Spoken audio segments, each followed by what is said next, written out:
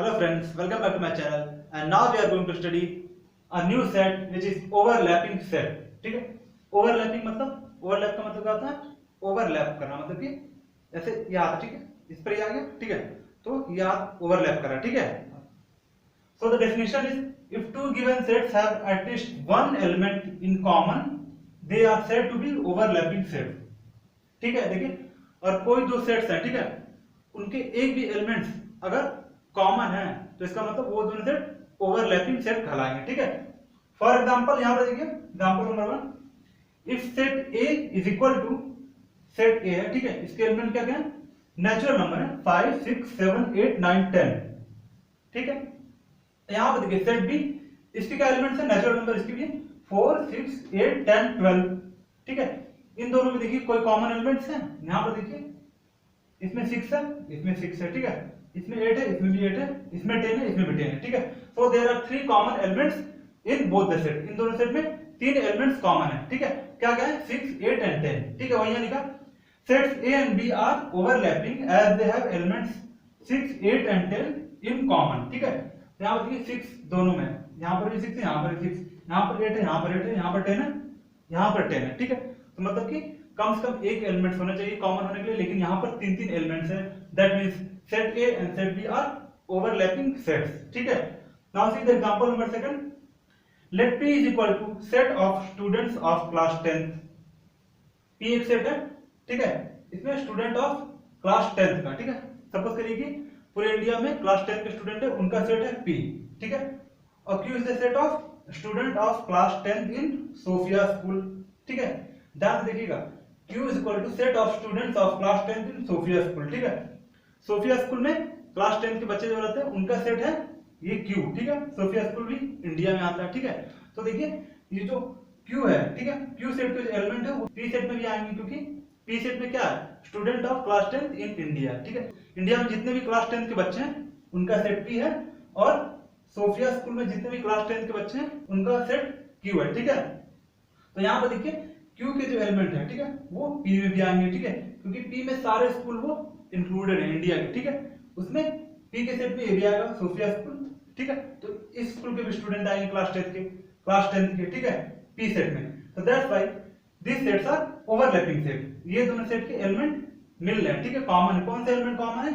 Sophia school के class 10 के बच्चे जो हैं वो कॉमन है इन दोनों सेट में. ठीक है, तो यहाँ लिखा overlapping sets are also known as joint set. इसको जॉइंट सेट भी कहते हैं. ठीक है, यहाँ पर देखिए clearly the students of class 10th in Sophia school are common to the two given sets. ठीक है, जो सोफिया स्कूल के क्लास 10 के स्टूडेंट है वो दोनों सेट में कॉमन है. ठीक है, therefore sets P and Q are overlapping sets. इसलिए set P and set Q are overlapping set. Now see here we will study overlapping set और joint set in detail. ठीक है, यहाँ पे देखिए overlapping set हम पढ़ेंगे डिटेल में. ठीक है, यहाँ देखिए set P is equal to set of students of class 10th. ठीक है, P एक सेट है, इसके एलिमेंट्स हैं students of class 10th. ठीक है, here Q सेट के एलिमेंट्स क्या है? set of students of class 10th in Sophia school. ठीक है, Q के एलिमेंट्स वो हैं जो क्लास 10 के बच्चे हैं सोफिया स्कूल के. ठीक है, वो एलिमेंट्स हैं सेट Q के. ठीक है, तो यहाँ पे देखिए मैंने यहाँ पे सेट बनाया आपको समझाने के लिए. ठीक है, मैंने सब लिखा आपको समझाने के लिए. ठीक है, तो यहाँ देखिए ये बड़ा वाला सेट क्या है? ये P सेट है. ठीक है, set P is equal to set of students of class 10th. ठीक है, क्लास 10th में जितने भी स्टूडेंट हैं वो क्या है? सेट P है. ठीक है, देखिए इसके अंदर सेट Q आ रहा है. देखिए ये सेट Q है. ठीक है, ये वाला जो सेट है अंदर वाला ये सेट Q है. ठीक है, तो सपोज करिए कि क्लास 10th के स्टूडेंट हैं ये A B C D alphabetic letters को मैंने एग्जांपल पे लिया है, एग्जांपल के तौर पर ये क्लास 10 के स्टूडेंट है. ठीक है, सो यहाँ पर ये क्लास 10 के स्टूडेंट क्या है? A B C D E F G H I J K, यहाँ से A टू यहाँ पर पूरा Z तक. ठीक है, A टू Z तक क्या है? क्लास P के क्या है? क्लास 10 के स्टूडेंट है. ठीक है, A टू Z तक क्या है? क्लास 10 के स्टूडेंट है. ठीक है, और ये क्या है? These are the elements of set P. ठीक है, अब देखिए यहाँ पर सेट Q क्या है? Set of students of class 10th in Sophia school. ठीक है, ये सेट Q है, एक सेट है जो क्लास 10 स्टूडेंट के सोफिया स्कूल के. ठीक है, सोफिया स्कूल के क्लास 10 के जितने भी स्टूडेंट हैं वो सेट Q के एलिमेंट्स है. ठीक है, तो यहाँ पर देखिए सपोज करिए कि क्लास 10 के सोफिया स्कूल के स्टूडेंट क्या क्या है? X Y Z. ठीक है, यहाँ पर देखिए तीन स्टूडेंट है, समझ लीजिए एक्स वाई जेड, ठीक है। तो ये तीन स्टूडेंट क्यू के एलिमेंट्स हैं, ठीक है, और पी के एलिमेंट्स ये सारे एलिमेंट्स, ठीक है, including this all the elements are of P, ठीक है, पी के एलिमेंट्स सारे हैं, ठीक है। तो देखिए यहाँ पर पी के एलिमेंट्स क्या क्या है, ए टू जेड, ठीक है, ए से लेकर जेड तक जो है पी के एलिमेंट्स हो गए, ठीक है, और क्यू के एलिमेंट्स क्या हो गए, एक्स वाई जेड, ठीक है। तो देखिए इन दोनों सेट में कोई कॉमन दिख रहा है, यहाँ पर देखिए कॉमन है, X common, Y common and Z common, ठीक है।